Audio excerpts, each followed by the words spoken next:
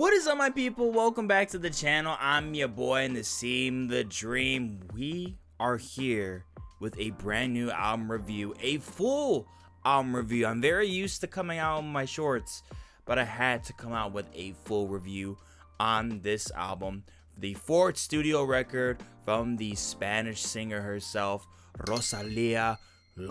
At 33 years young, the worldwide Spanish sensation now comes with her fourth studio album, quite literally the most important record in Rosalia's discography. Now, I think it's really necessary to really go back to see how Rosalía has really grown up to this point, going back to her first demonstration in Los Angeles with her folk style, and then going into her fierce flamenco flair with Alma Querer, and then moving into an utter dominance into reggaeton fire that is the foundation with Motomami. We have been guided through these different phases of Rosalía, entering these immense challenges with intense passion that's only been made to make her more and more acclaimed. The bar has been set so high as she has proven her capabilities as one of the finest artists in the entire world, not just performing in the studio, but on stage as well. This is something that I have had the privilege myself to witness firsthand at Coachella. Then up next arrives this incredible creation, Lux, which, provided by Rosalía's insight, is the most precise record she has created yet. Said by Rosalía herself, an album that she's always wanted to make but wasn't ready yet.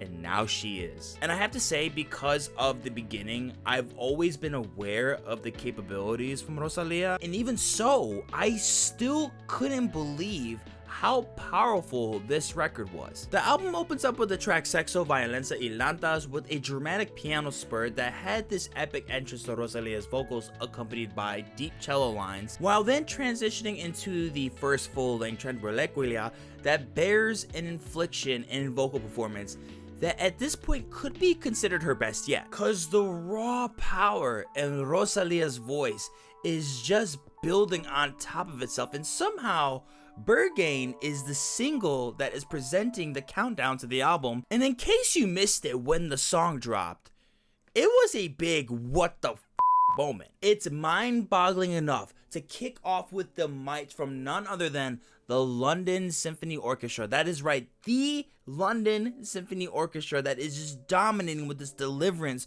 of angelic performances with these string sections. And then comes in the choir performances, such as from the German nonprofit organization If a Bird Germany Choir and Cor de Cambra of the Palo of Catalan Music, thus entering the operatic leading explosion from Rosalía sung in German, and brilliantly topped off with the presence of herself, the Icelandic singer-songwriter Björk, along with Yves Tumor, that adds a final outro of aggression to the finale. And I'm bringing much attention to this first single as it really does introduce the foundation of this record, a culmination of theater, opera, epic, gospel, perspective, all in one vinyl sleeve. I think it's also important for me to mention about my feelings about moving into La Perla.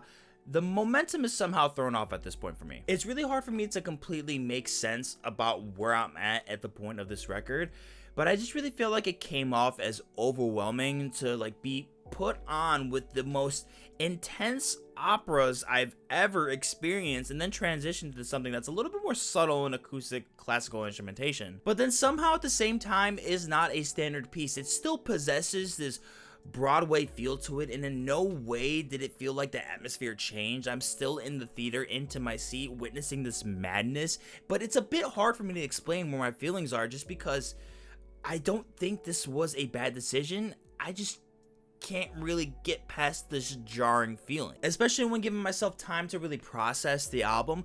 I'm giving myself a little bit more perspective, as this could be presenting itself as an act 2 in this play, because this really does present itself as theater. The entire soundscape is encompassing this feeling. You really can't get past that you are in this setting, into this theater, witnessing this amazing play.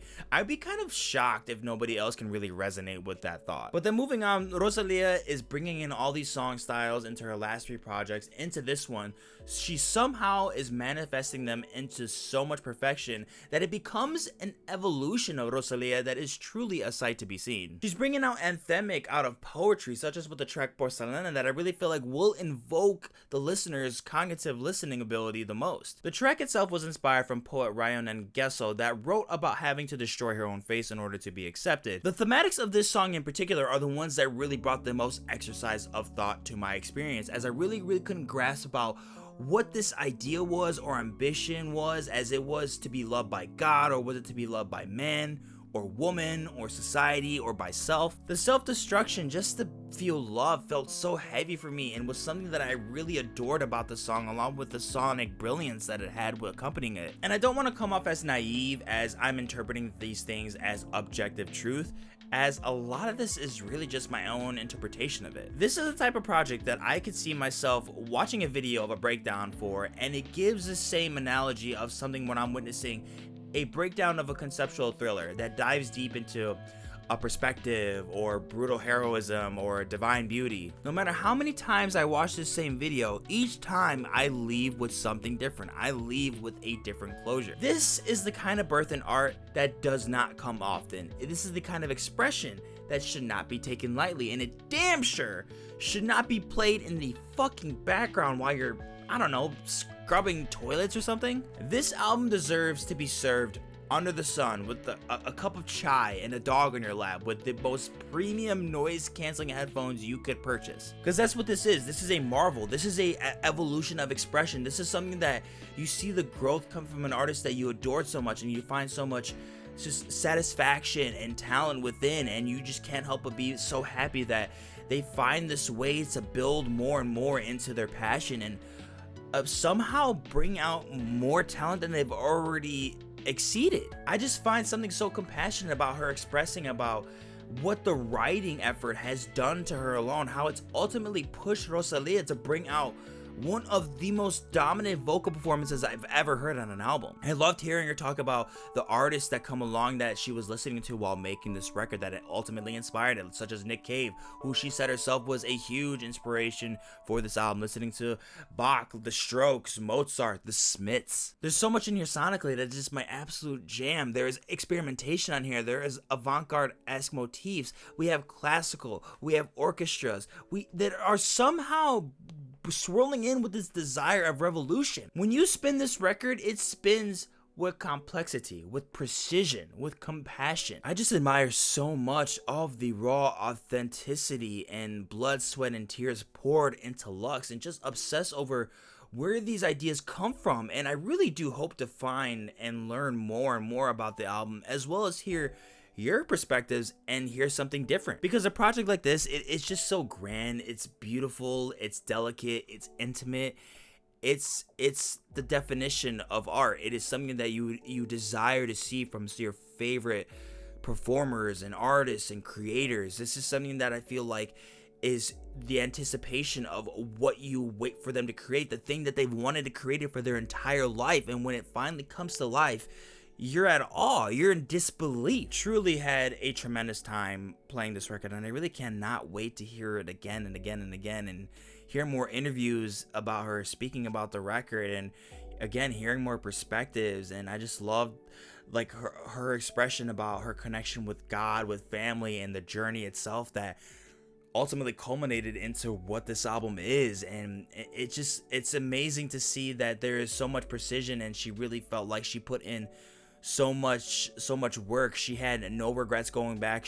When she started writing something, she knew it was something that she wanted to finish. Every time she started to write each of these tracks, she came through with this. She didn't collect a bunch of songs that she recorded in the studio and said, all right, I'm gonna pick these 10 or 20. No, she picked the song, she picked each of these 15 songs and started them and finished them, and worked with everybody that brought this album to life.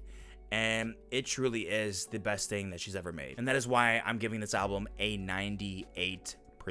Guys, thank you so much for watching this video. I know I don't really come out with full album reviews like this anymore. I mainly do short album reviews, just because it's a lot more less daunting for me, just because when it comes to the load that I have to do with my personal life, when it comes to my actual job, with creating content, with all the other responsibilities I have, and also attending to my mental health, it is really hard to really focus on certain content that doesn't quote unquote do well, but also something that isn't always something that I necessarily want to do. I'm at the point with the channel where, yes, I want to bring content to you guys that you guys want to see, but I also really want to prioritize creating things that I feel like are calling to me, things that are like, not necessarily something about, all right, let's just come out with this because it's gonna get views. Like, no, I feel like I have to create something or listen to something or speak about something because it's calling me. It's something that's like, this should be part of the channel. This is something that I want to do. And I'm especially saying this because I know lately I've been mainly focusing on this sort of K-pop-esque kind of wave lately, especially with K-pop Demon Hunters. I know it can seem a little bit disingenuous for the people that have been for the channel for a very long time, so I appreciate you guys sticking around. I really hope you understand that I'm not really necessarily trying to change up or make certain genres the more focus of the channel. It's always about music and music as a whole, but I just have to make sure that I satisfy myself in terms of what I want to create and what my heart is telling me to do.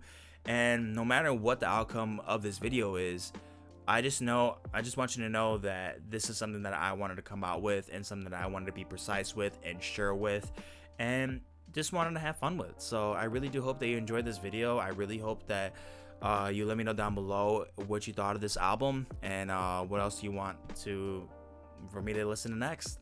Thank you guys so much. I appreciate you. Love you with all my heart, and I'll catch you in the next one. Deuces.